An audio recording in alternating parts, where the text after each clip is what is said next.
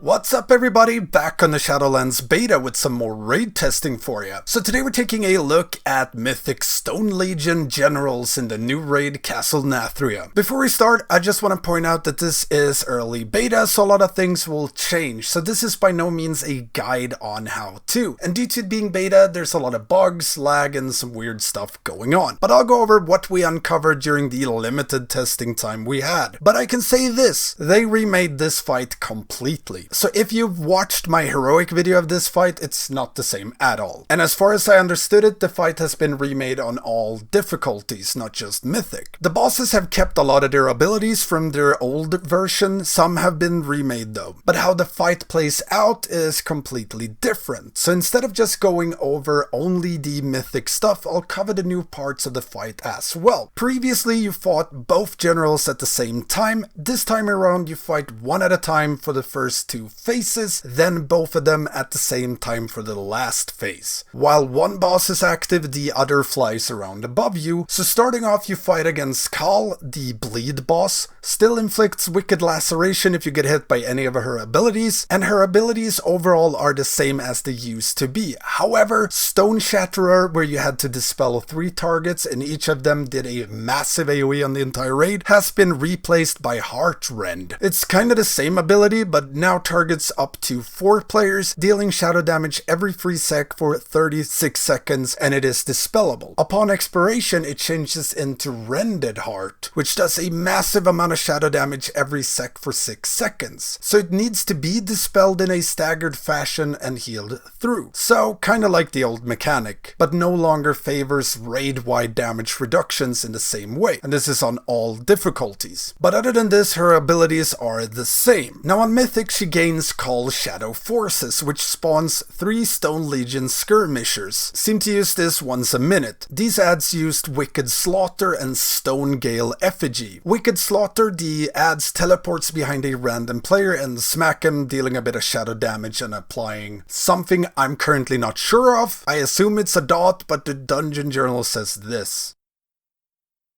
Stone Gale Effigy, at 30% health they turn into a Storm Gale Effigy, calling mighty winds to blow players away. Very interesting mechanic, seem to stack if multiple adds hit the 30% threshold at the same time, meaning the pushback effect got stronger. They also stop moving while casting this, so they turn into stone, but seem to be grippable during it. So you kinda didn't want multiple adds to hit 30% at the same time unless you were able to finish them off real quick. There were some locations where you could get stuck, if you will, so you didn't get knocked off the platform, but hopefully that gets fixed. Or just be a DK, press Dev's Advance and laugh as everyone flies away. On top of this, as I mentioned earlier, while you're fighting Kaal, General Grashaal is flying around and he has his own set of abilities he uses while flying, which is Stone Spike and the revamped Stonebreakers combo. Stone Spike launches a spike at a random player, dealing a bit of damage and slowing their movement speed by 30%. Not much more to it. Stonebreakers combo, however, which used to be a frontal tank mechanic, now instead targets a random player for a nice combo. First he will use Crystallize on a target, channels on him over 5 seconds, dealing nature damage every second, then triggers Crystalline Burst, which stuns everyone within 8 yards of that player, deals a ton of damage and removes all bleed effects, so wicked laceration. Following that, after 4 seconds, a meteor lands on the initial target, dealing like 200k nature damage split between players within 8 yards. So this is your bleed reset mechanic now, which works a lot better and is more fun to deal with than the previous version. And again, this is for all difficulties, not only Mythic. During all phases you will also deal with a Stone Legion Goliath. Smacks the tank a bit, however when it hits 20% it uses Stone Wrath Exhaust. Turns into a statue, can't be moved, and starts spewing a cone of corrupted anima, which deals damage every 0.5 sec if you stand within it. Seem to target the largest clump of players before turning into a statue, so not where tank faces it. On Mythic, they also use Ravenous Feast. Leaps at a random player, dealing around 20k damage, then stuns them for 4 seconds. This is followed by a flurry of attacks, which deals around 2k every 0.5 sec for the duration of this stun. First intermission starts when Kaal reaches 50%, she then takes 95% reduced player's damage until her stone form is removed. During the intermission, you'll have to deal with Stone Legion Goliaths and commandos that you both fight and some that fly around. You also have to deal with cluster bombardment from the flying commandos, which is them continually throwing anima bombs at players' location that explode upon impact and deal like 16k shadow damage to players within 9 yards of them. On Mythic, these commandos will use volatile stone shell when they reach 0% health. Encases themselves in a stone shell, absorbing around 140k damage and become immune to AoE abilities for 6 seconds. If the shield isn't broken before their channel is done, they use stone shell detonation. Explodes, killing the commando, and deals around 15k shadow damage to all players within 40 yards. And these ads spawn pretty frequently, so you'll pretty much swap between cleaving then hard nuking one of them during the shield. These ads also drop anima orbs when you defeat them, which can be picked up by players and brought to Prince Renathil, who hangs out in the back. And that's from both Goliaths and Commandos. Goliath orbs are worth 40% mana, Commandos 10% mana. And once Renathil reaches 100% mana, intermission ends and phase 2 starts. When you pick up these orbs, you're also infected with volatile anima, which deals a large amount of shadow damage every 2 sec over 16 seconds. According to Journal, the Goliath's anima orb deals a bit more damage every second compared to the Commandos. And when you return an orb to Prince Renathil, it triggers volatile anima detonation, knocking back and dealing a large amount of shadow damage to everyone within 30 yards. During testing, it seemed like if you had any skirmisher ads from phase 1 left going into intermission, they also dropped anima orbs, but nothing in the journal confirms this, so I'm going to assume that won't be the case, because in theory you could just keep like 9 and 10 of them up, push into intermission, AoE them down super fast and get out of intermission instantly, which I hope is not the case. Anyways, when the intermission is over, the bosses switch. Kaal starts flying and you fight Grashaal instead. Now, we didn't get to try this part out sadly, but Grashaal is supposed to still keep on doing his breaker combo. However, he now also uses reverberating leap and seismic upheaval, like he used in the old version of the fight. Going over the dungeon journal, Kaal supposedly still spawns her 3 Legion skirmishers and will use something called ricocheting shuriken. Throws a shuriken at random players, dealing around 4k damage and chaining up to 3 nearby players. So I'd assume it's just your generic stay spread mechanic, but not sure as we didn't get to try it. When Grashaal hits 50%, new intermission. Following this, you'll have to deal with both of them at the same time. And that's pretty much it. Normally I'd only cover mostly Mythic stuff in these videos, but since the fight has changed dramatically from previous iteration, I wanted to cover some of that as well. So sorry if the video dragged on a bit, hope that's alright. Yell at me in the comments if it wasn't. All in all, this fight works so much better now. Granted, when we tried it on Heroic, half of it was bugged, but the fight just makes a lot more sense like this. And the addition of the 3 skirmishers on Mythic was really fun, using that 5 capped AoE potential, since there's only 5 targets most of the time. Whoop whoop. But if it's scaled correctly, these ads will kinda lull you into a sense of wanting to AoE, but if all 3 hits 30% at the same time, you're just gonna get swooshed off the map from the pushback effect, which I really liked. Sure, we all enjoy to pad AoE, but this fight seems to favor a lot of swapping between heavy AoE or cleave and pure single target burst on all ads, which makes it a lot more fun and requires more coordination than just me go AoE now. So I really like how they changed this fight, how the abilities interact this time around, as well as the addition of more ads on Mythic. Anyways, hope you enjoyed the video. Guide will be released once Shadowlands is live and we've figured out the encounter. Don't forget to like, subscribe, and hit that notification bell. If you have any questions, let me know in the comments below, and don't forget to check out my Patreon, join the Stanky Discord for all your raiding needs come Shadowlands, and I'm also on Twitch now, streaming retail raids and beta raid/dungeon testing. Thank you all for watching, and I will see you next time.